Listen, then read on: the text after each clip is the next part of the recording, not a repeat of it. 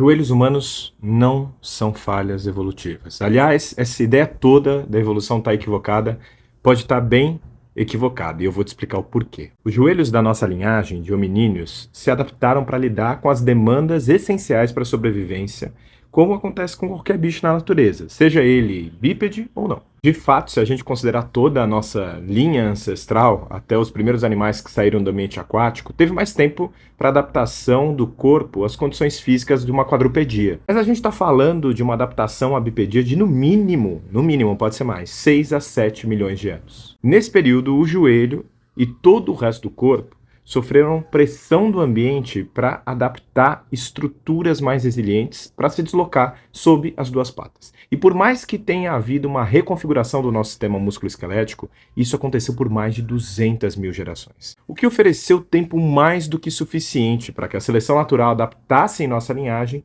joelhos capazes de lidar com as demandas físicas necessárias para os movimentos ligados à nossa sobrevivência, como agachar, andar, correr, pular, e até mudar de direção quando você está correndo. Nós temos joelhos que evoluíram para suportar o nosso peso e a força gerada por movimentos em pé. E é por isso que dizer que os nossos joelhos são os piores em termos evolutivos é uma visão totalmente equivocada. Tá, mas vamos assumir que o joelho da nossa linhagem fosse intrinsecamente problemático. Mesmo se isso fosse verdade, haveria tempo suficiente para ele sofrer adaptações durante todo esse tempo que demorou para a bipedia evoluir na nossa linhagem.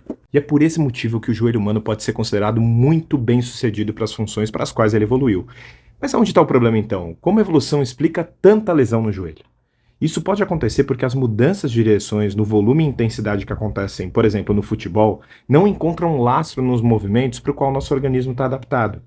Atividades como futebol, basquete, etc. são criações culturais que não consideram as nuances da nossa evolução e está tudo bem com isso. Nesse caso, o futebol impõe demandas biomecânicas para as quais os nossos joelhos não foram expostos no ambiente ancestral e, portanto, não estão adaptados. Nossos ancestrais simplesmente não precisavam fazer mudanças de direções o tempo inteiro para sobreviver. Percebe como esse raciocínio da falha evolutiva acaba responsabilizando a dimensão errada? É fato que a gente não tem joelhos adaptados para esse tipo de sobrecarga como a que acontece no futebol, mas colocar a responsabilidade das lesões na evolução e não na atividade ignora um dos conceitos mais ricos da biologia evolutiva em relação à saúde humana, o conceito de incompatibilidade, que é quando o ambiente atual é radicalmente diferente do ancestral para o qual evoluímos.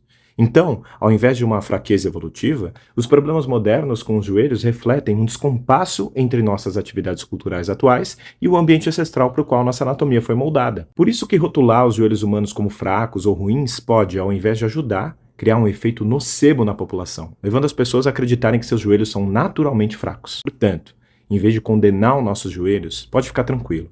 Diante de um contexto evolutivo, os nossos joelhos humanos são estruturas extremamente resilientes e capazes. Compartilha com quem você acha que pode se interessar e se beneficiar dessa informação. Meu nome é Pablo Santurbano, eu sou fisioterapeuta e há mais de uma década eu venho ajudando profissionais do movimento a entenderem melhor sobre a evolução da movimentação humana.